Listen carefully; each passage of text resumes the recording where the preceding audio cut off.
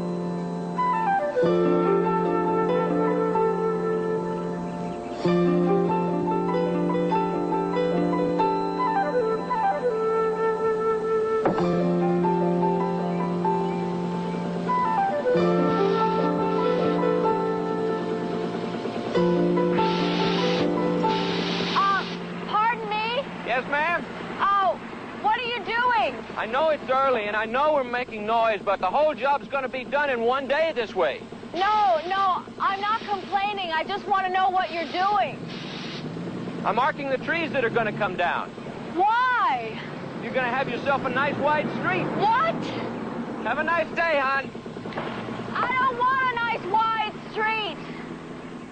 I want trees. Couldn't you just spit? Pardon my French.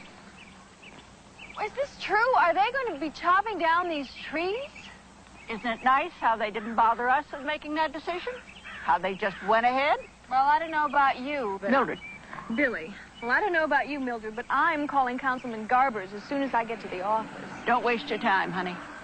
We protested to the city council and he voted against us. Well, what about all this pro-environment stuff he was promising before the election? Are you kidding? Don't you read the papers? I try to, but my work gets in the way. Well, I'm thinking of getting up some petitions. Would you sign one? You betcha. I'd sign it, distribute him, paper Garber's office with him. What do you say we go after that turkey? It would be a pleasure.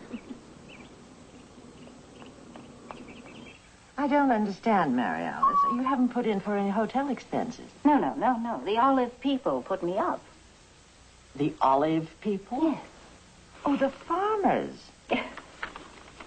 I had this picture of little pimento eyes. Mary Alice, you in your role as food editor, you went to Italy for nearly 2 weeks at the expense of the Olive Advisory Board, is that correct? Yes. Don't you feel compromised, taking favors from the people that you're writing about? Supposing that blues people did that city side. Oh, come on, Charlie. Our areas are totally different. We don't play by the same rules. Meaning you take freebies and they don't. It sounds to me like you're questioning my ethical judgment.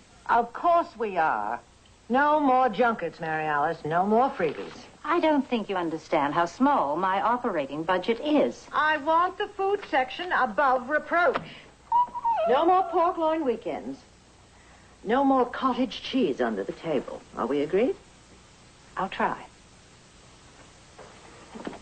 Succeed.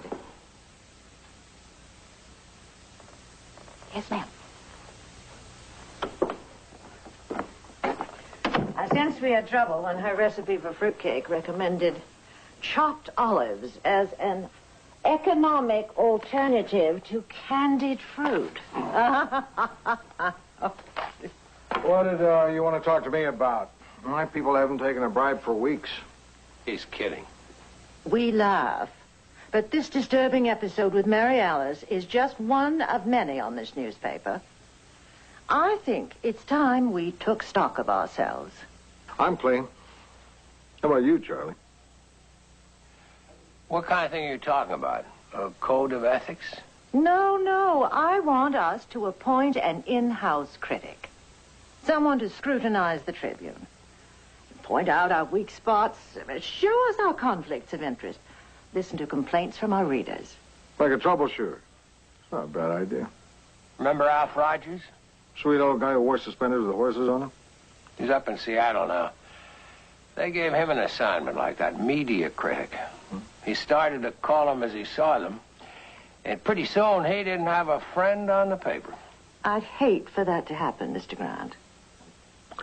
Maybe we can find somebody who doesn't have any friends. Me? She picked me? As far as I'm concerned, you were the only choice. I don't know, Lou. I hate to be critical. On the other hand, there is a lot of dead wood on this paper. I suppose that may be true of most places. Hold it. She didn't give you an axe and a black hood. You're going to be a watchdog, someone to look closely at the trib. Yeah, I do that anyway. Lou, every day I read it all. Write memos to the editors involved when you think there's something wrong. Yeah, like if a story has a wrong angle. Mm-hmm. Constructive criticism. I've been doing it all along. Now, maybe someone will listen. Lou, thanks. You won't be sorry.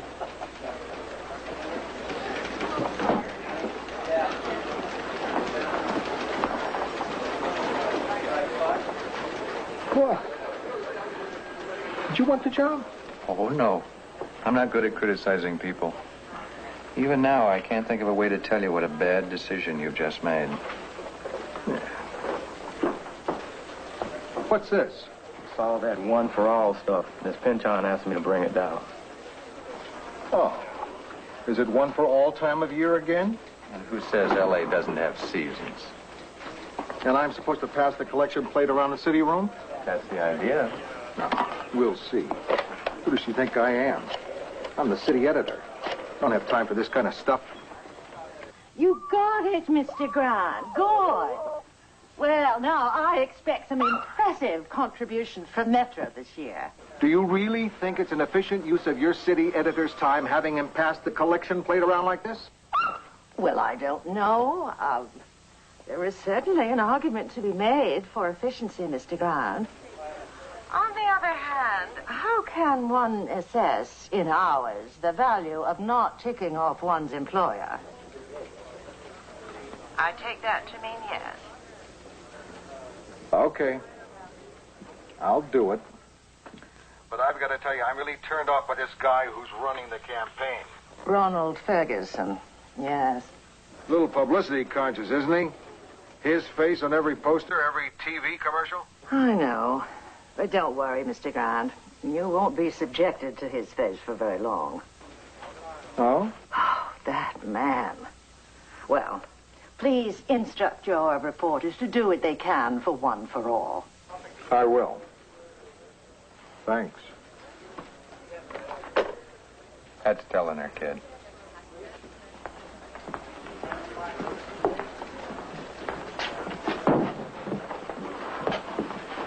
Billy. Yeah, Lou, I'll give, but no moral pressure, okay? I have a very low compassion threshold. No, I want you to do some digging on this guy. Who is he? Ronald Ferguson. He's running one for all in L.A., and something's wrong. I have it on the best authority.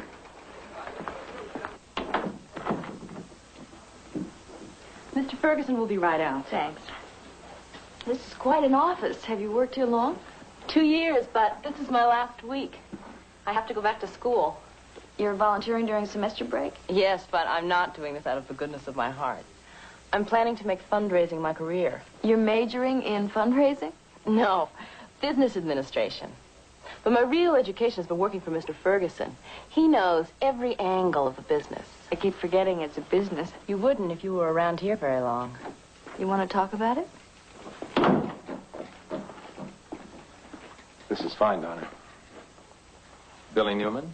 Ronald Ferguson? Ron. Let me take you on a tour. It's a record room. I had visions of kind of a storefront operation. I don't know. Well, Billy, the world has changed. You have to spend money to make money. Do you know, Billy, there are 35 good-sized companies right in this building, and another 500 or so within a block. Now, I'm in competition with other charities for their dollars. I keep myself near them to serve as a kind of reminder. It's the only way to get the big money that we need. It's a dirty job, but somebody has to do it, right? Where'd you find that new coach, Frank? Glendale Parks and Recreation? Glendale College, Lou. This guy's got plenty of experience. That isn't what I heard. I heard that you hired him because he promised to let you sit on the bench. Are you crazy? Anybody can sit on the bench. This guy's going to let me suit up. I don't know, pal. You run your basketball team like you used to run that bunch of girl roller skaters. Times changed. That was 30 years ago. Are you telling me? I could use a couple of the old Kalamazoo kittens on the team. Talk about somebody who could hit the boards. You remember Reba, the enforcer? Only her roving eye. Yeah, she was always on the prowl. No, I meant her roving eye. Boy, she was spooky. Yeah, but she could bring in the fans. Now, those were the days when a sports franchise could make you money. Don't start poor-mouthing. You get me believing those rumors that you're thinking of moving the starts to San Jose. How did those screwy stories get started? Are they true? If there were a story in it, wouldn't I tell you you're my best pal? And I know equivocation when I hear it. Lou, forget the rumors about me moving. That's all they are, rumors. L.A. is home for the Stars. Okay. It's just that it's an awfully big story if it's true. You'll be the first to know. Hey, Lou. Lou? Charlie, what's up? Yeah, listen, I've been waiting out there for Marion. Have you seen her? No. Oh, wait here till she comes. Charlie Hume, meet my friend Franklin Nash. Charlie? Franklin Nash. Gee, this is great. This is great. You know, I have followed the Stars since the days of Spud Watkins. You must be a loyal fan. I think this town is full of loyal fans. Listen, I am so loyal. I'm not even going to tell you how nuts you were to fire Johansson. He's a great coach. I appreciate that, Charlie. Charlie, oh, I'm sorry, honey. I got tied up at the office. I love saying that. Lou, hi. Hi, Marion. Meet Franklin Nash. Marion? Oh, a pleasure. Why did you fire Johansson? That's crazy. Oh. Things, pretty busy at headquarters, huh? Oh, we had a crisis. The group that's been most critical of Reinhardt asked him to address them, and we couldn't reach Reinhardt. And there was nobody to make a decision. What happened? I, made a decision. Is that Dr. Reinhardt, the school board guy? Yeah, except he's running for state superintendent of public instruction. Marion's been doing great volunteer work at the school board for years, so Reinhardt grabbed her. Good for him. You like it, huh? Well, I keep trying to be blasé. But when that paycheck comes every week, I can't keep myself from grinning ear to ear. I don't even care that it's next to nothing. I can't believe what I'm hearing. A grateful employee. Marion, if you can slam dunk, I think we should talk.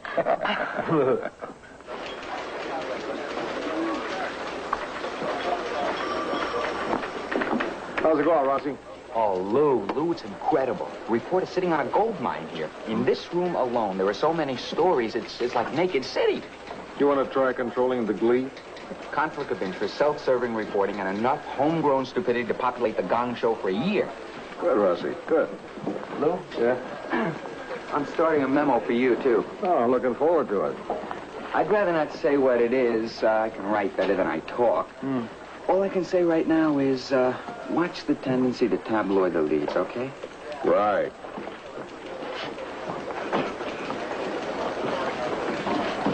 Hey, Rossi. Yeah? Got your memo on how I use too many inflammatory adjectives? Oh, well, for whatever it's worth. Hey, right.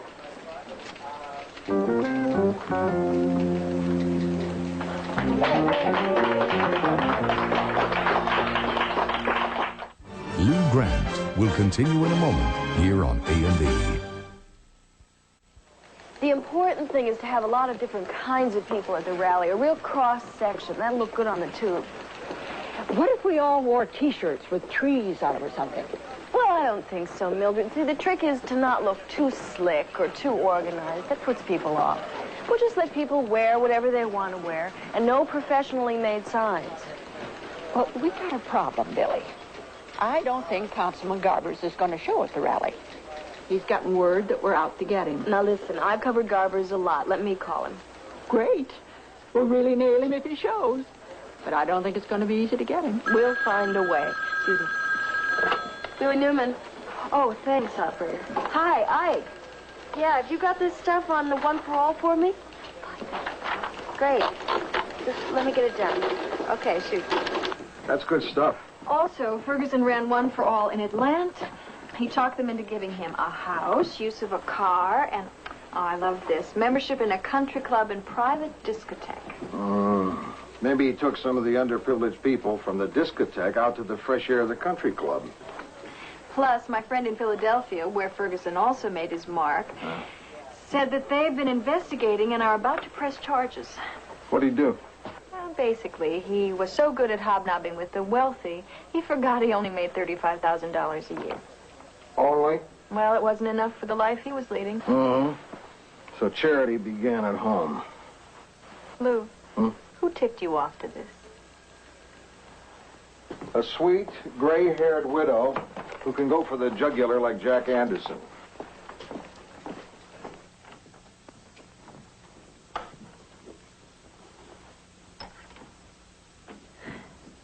I kind of had the feeling last time I was here that you hadn't told me everything you wanted to. Well, it was a little difficult with Mr. Ferguson right there. There are all these doors he's not allowed keys to, like where the small cash collections are kept. No kidding. Listen, they don't let him near any money. Well, isn't that kind of standard? This man can't even get into the box we keep stamps in. He needs an okay from 2 other people on everything. No credit cards, no check signing. This ever since he got here? Well, not for the first couple of months. He kids about it. Says he's always losing keys. Do you think he's a crook? I couldn't say that for sure. I will say that nobody can get blood out of the corporate turnips like Ferguson. I just make sure I take my purse with me whenever I leave my desk. He's your pal, Lou. What's the story with Franklin Nash? What about him? Is he going to move the stars to San Jose? That is what I get. Because the story I've heard is that not only are they going to build him an arena up there, but some businessmen are going to cut him in on some commercial development in the area. Sounds like quite a story. It would be if it were true. An awful lot of talk. And the more talk like that, the better his bargaining position down here. Finally found a use for Rossi's memos. Is this your idea, Lou? Well, setting up the watchdog position, that came straight from the tower. No, Lou. Was choosing Rossi your idea? Oh, well, yeah. Listen, he's got the best intentions. He's second-guessing. Our leads are too long. My leads are too short. Too many boring stats. Too much unnecessary color. If we spend our time reacting to these memos, there'll be no national or foreign news in the paper. You're not behind all this, are you, Lou? You guys really sound bothered. Well, aren't you, Ben? Nope. I haven't heard from Rossi. I guess he likes my work. Or he doesn't know what you do.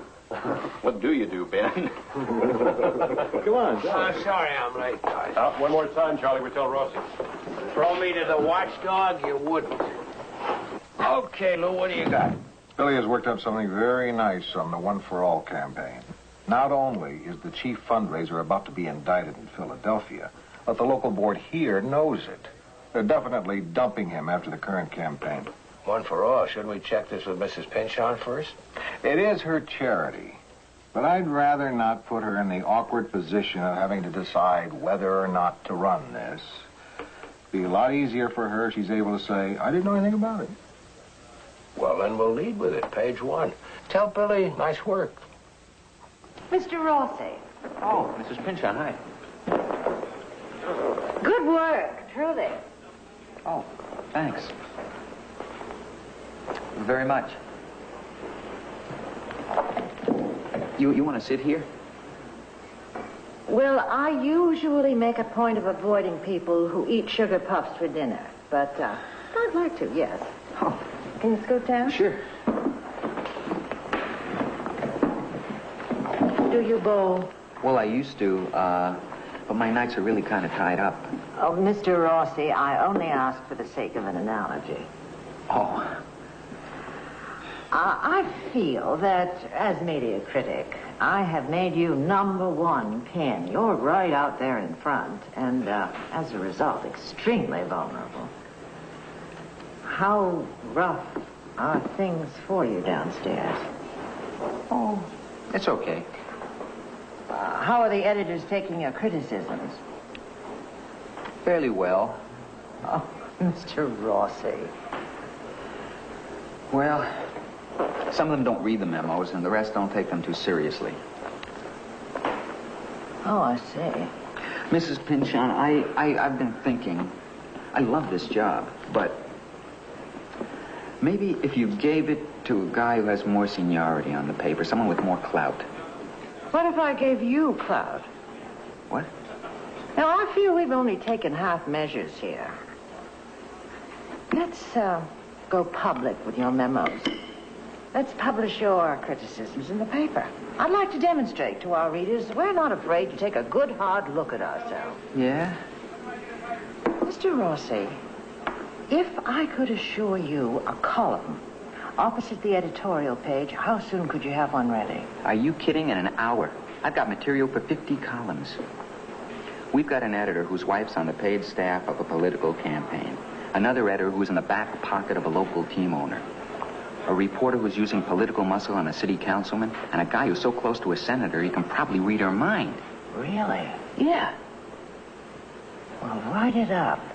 I'll see to it it's in the home edition tomorrow.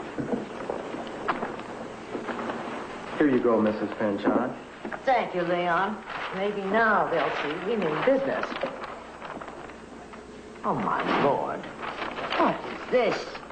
One for all, chief living high while needy wait. Now, there's a good example. That's a corny headline. That's unforgivable. You're quite right. Tell Mr. Grant to see me in my office immediately.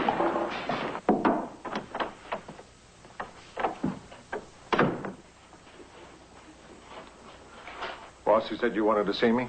Yes, Mr. Grant. Listen, I don't want to be coy about this. I know it's because of the Ferguson story. That's right. And I want you to know, as far as your being our source is concerned, our lips are sealed. You used me. But get this on.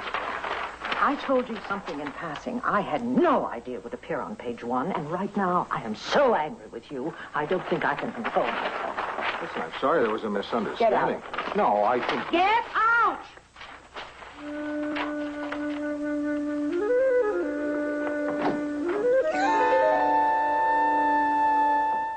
Lee Grant will continue in a moment here on A&E. Morning. Morning, Nick. Listen, I got permission to take those carpet pieces home. I didn't do anything wrong. What are you talking about? Those scraps from the new offices. I make little scratching posts for cats. It's not really a business. I just do it for some friends. I hardly break even on it. Nick, why are you telling me this? Well, I've been reading what you did to Mr. Hume and Donovan and Billy and all. I figured I was next. I just want to let you know about the carpets. I'm clean. Oh, thanks, Nick. You own a cat? No. Well, they make kind of colorful doorstops. Cats? The posts. I could get you one. Thanks, Nick. No. I'd let you pay for it.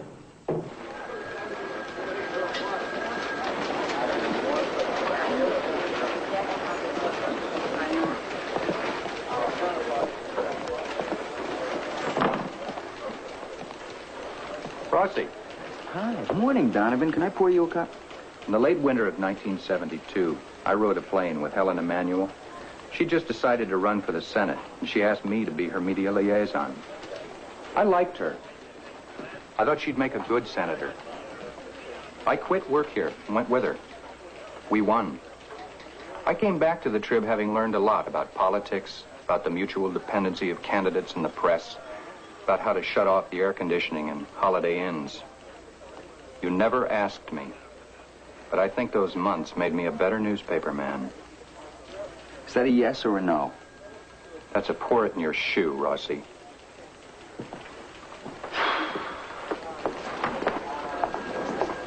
Want in on the pool? Still got some spots open. What is this?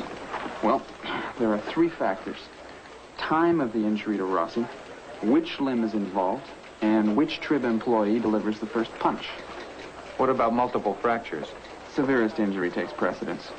Sounds good. I'll take Lou, 2 o'clock. No, Lou's booked solid. I can give you Charlie. Oh, I don't know. Listen, the smart money's on Billy, and there are plenty of good openings. You're here. Hi, Mrs. Pinchon. I figured you'd be getting fitted for a suit of armor. Now you tell me.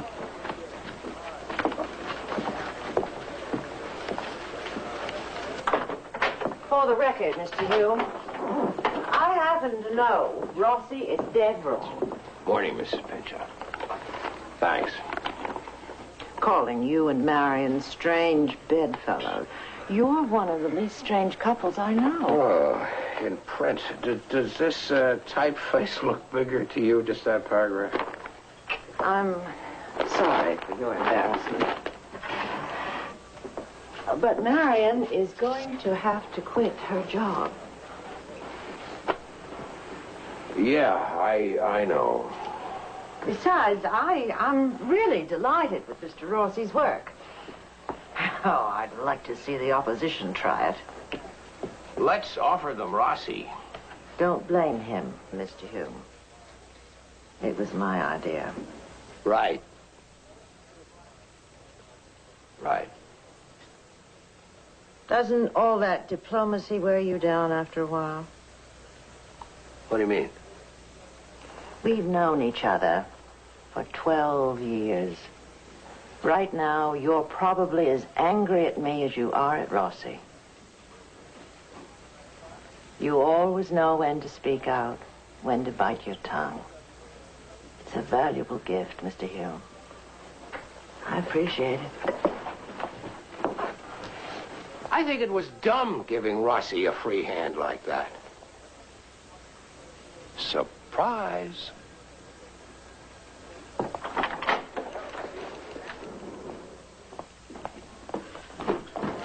Hey, Rossi. Rossi! Pretty good, Rossi.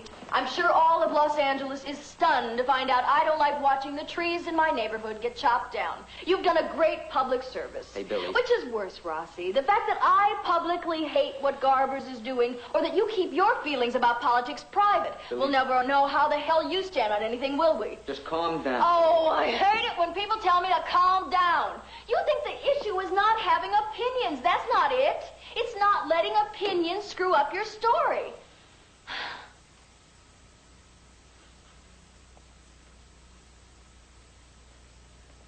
I know what you're thinking.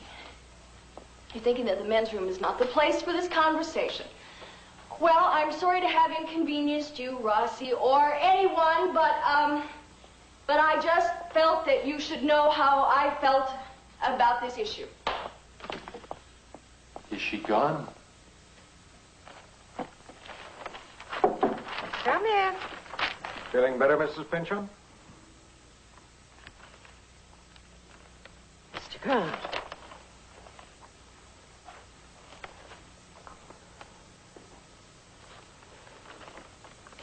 I'm sorry. Get out. I'll come up again tomorrow. It's scrambled eggs again. I'm sorry. Don't apologize, honey. Yeah, you're right. I'm working. You're working. And neither one of us wants to eat out because we already have our shoes off. Right. So, good for me. Good for you.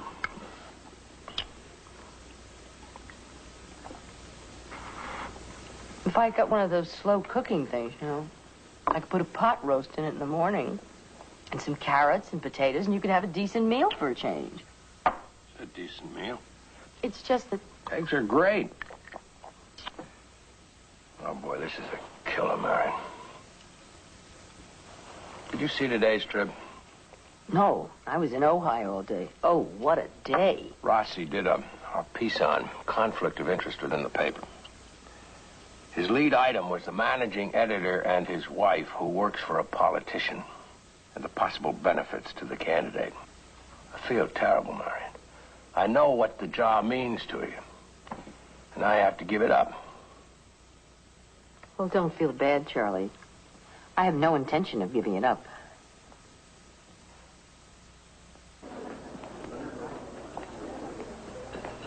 So, I said to her, what kind of idiotic question is that? My job is more important. I suppose once that diplomatic touch is gone, it's gone for good. What's going on here? I mean, she is comparing a job that she has had for 1 month with 30 years of work on newspapers, a career. I understand, I think, what Marion's feeling. Before she took that job, she wasn't sure she could handle it. Well, that's ridiculous. I mean, she had been doing practically the same thing as a volunteer for years. Oh, but there's a tremendous difference. Before, if she wasn't doing a good job, she could just walk away from it. But now suddenly she's an employee.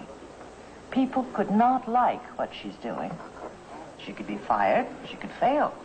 That's frightening. Yeah, but she didn't. That's right. She's won.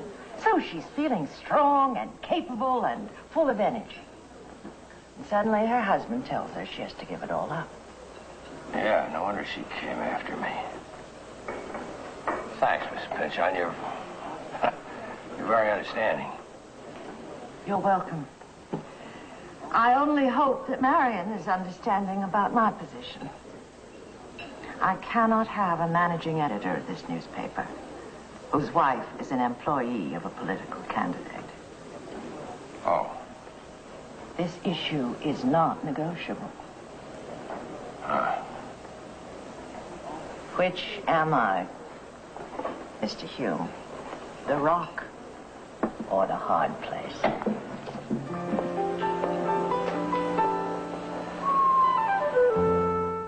Lou Grant will continue in a moment here on A&E.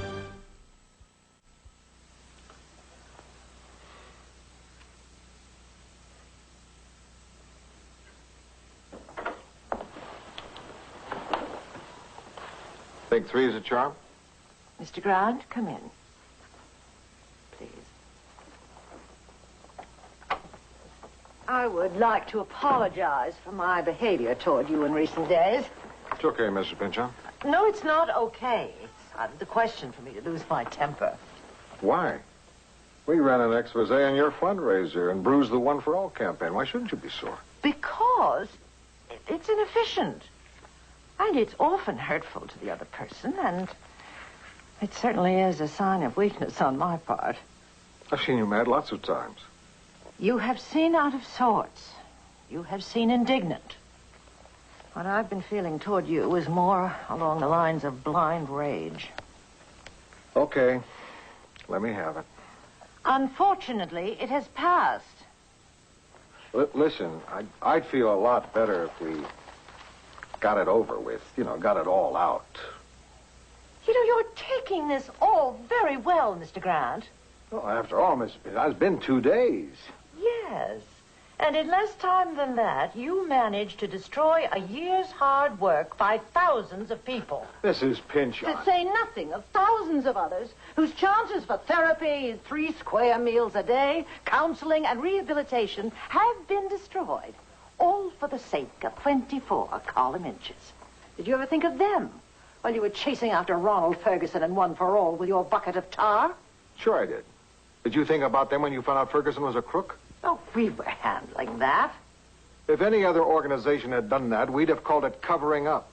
People who give their money to charity have the right to know it's not being wasted. But what about our campaign? All the money we stand to lose. Won't you stand to lose a lot more if people think the whole operation is crooked and not just Ferguson? All right, then. What about me? My humiliation? The charity I represent being attacked by the newspaper I own. What about me? How do you expect me, as the city editor, to go after any story wherever I find it, no holds barred, if I have to worry that my publisher might be involved in that story? We're talking about a charity, Mr. Grant. I don't do this for myself. My father helped to found One for All. It was my way to be of service to the public. I think your way to be of service to the public is to run the best, freest, and toughest paper in town. If you're doing that right, that's service enough. Mr. Grant, you are absolutely right, and I will thank you not to rub my nose in it. That is all. You may go now.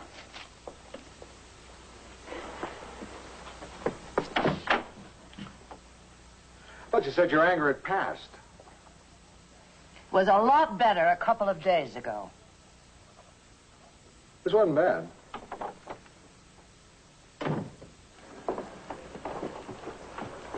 Are we ready to go? Where's Lou? He's on the phone. Well, will you go out and drag him in here? I want to get started. He's coming. Sorry, I had to take a call. Okay. Now, look, we have all been called to task, one way or the other, by Joe Rossi's column, and I thought that we should clear the air. And thanks for agreeing to this, Joe. Well, it beats not being talked to at all. Don't count on it. We're all here, so I know it's going to be tough to sort of get the ball rolling. You know what I resent?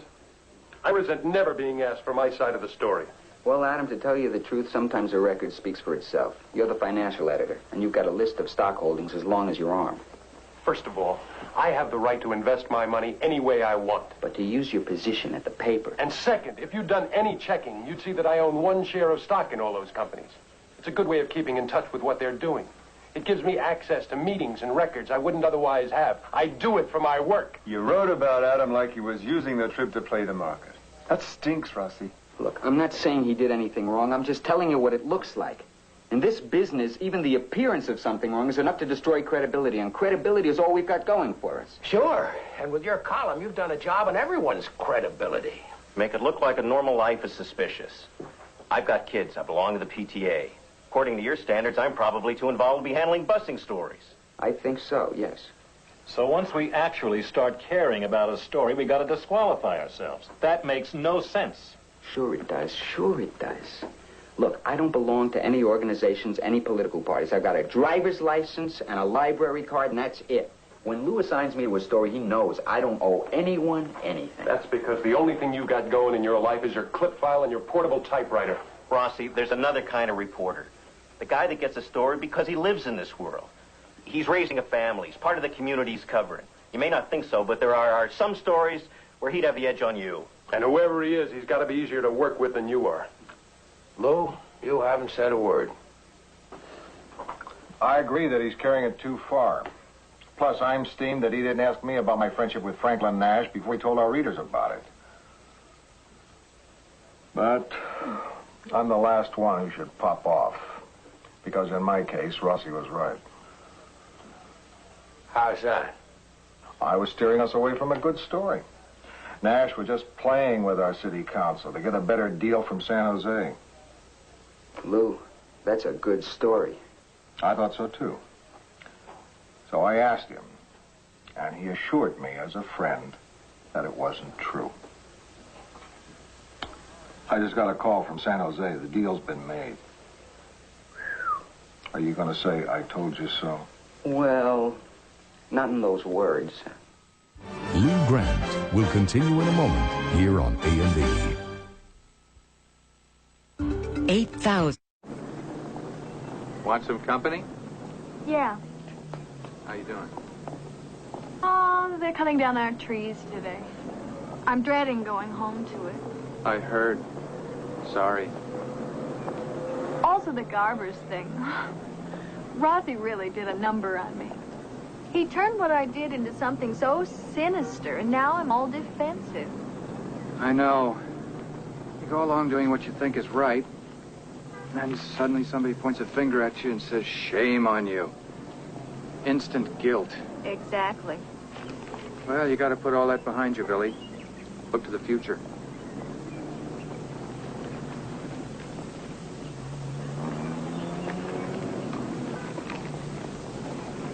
Oh. Oh. Little pine trees. Art. They're Douglas fir, I think. Uh-oh. Not a word of this to Rossi, okay? Oh, come on. I don't want to read a headline in the Trib that says, reporter compromised by gift of furs. I don't think we have to worry about that. I'm not going to get anything out of this. Unless you want half a cheese sandwich. I won't tell Rossi. Come on, Lou, don't take this so hard. There's no way I could have leveled with you. If word had gotten out, we would have blown the deal. You lied to me to take my newspaper out of the play. Well, what else could I do? I figured as a friend you'd understand. Well, you figured exactly right. I remembered I was your friend and forgot I was a newsman. You remembered I was a newsman and forgot I was your friend. Listen, send one of your boys around and I'll give him an interview. One-on-one. I'll give him some great quotes. No more favors, Frank.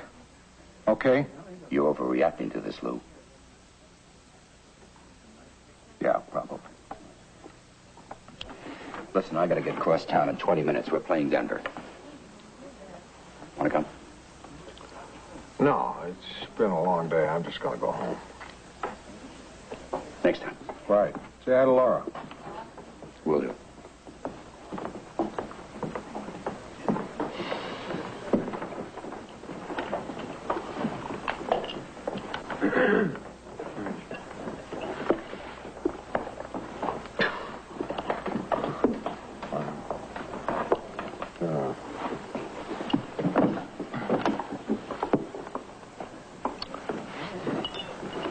happens to newspaper guys who live for their work. What? They end up with 2 furnished rooms in Long Beach, eating macaroni dinners, wearing white shirts and suit pants that are baggy in the seat. Don't end up like that, Rossi. Okay, Lou. You two have a nice talk? I suppose. You tell him you're going to put somebody on the basketball story? I told him he'd been using me to kill a story. He said he had no choice. I think you were right, Lou. At the moment, I don't give a damn who was right. All those years. I knew him when he was booking carnivals in Michigan. My little one used to call him Uncle Frank. Didn't take much to erase all that. You got lots of friends, Lou. You're not going to end up in Long Beach.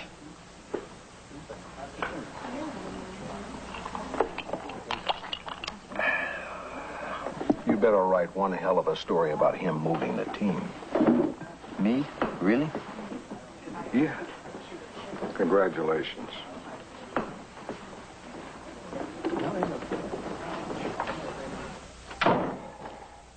Hello? Naturally. Down in a second.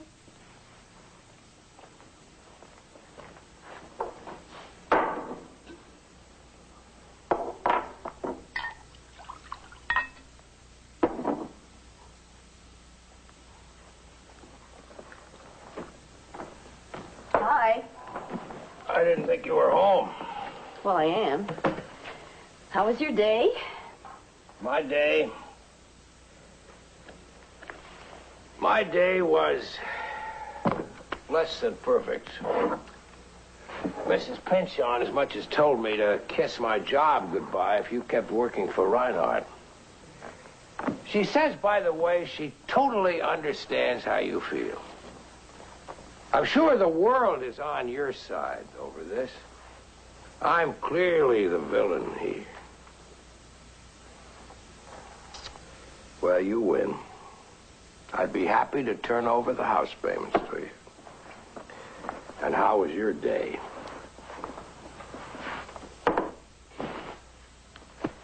You know, all of my adult life, I've adjusted. Not just to you, Charlie, but to the kids, too. Where we live, what I do, even a little bit what I look like, and who my friends are. I didn't know I had a choice.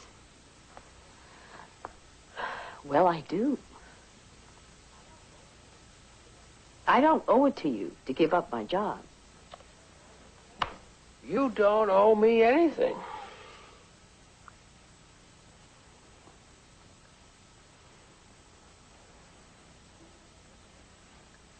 But I will give up my job. Because I love you. Oh, boy.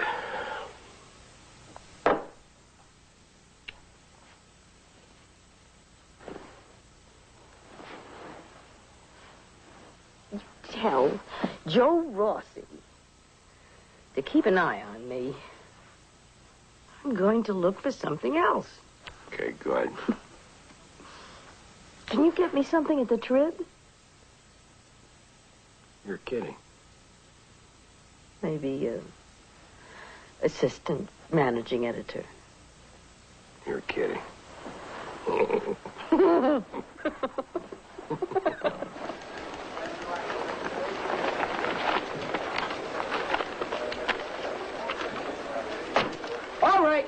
All right, who did it?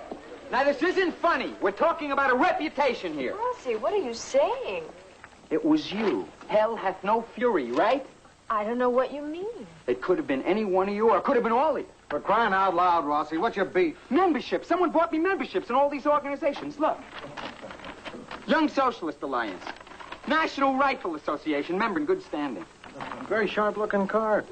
I don't even belong to the Auto Club. Yeah, you do. Seems like some serious conflicts here. That's not all. The Sierra Club, the John Birch Society, Granada Hills Hadassah, Daughters of the American Revolution. That's just an application for membership. You don't have to worry about that one. Sean Cassidy Fan Club. Hey, this one's a lifetime membership. No. How am I ever going to undo all this? Well, at least we know we can count on your forgiveness.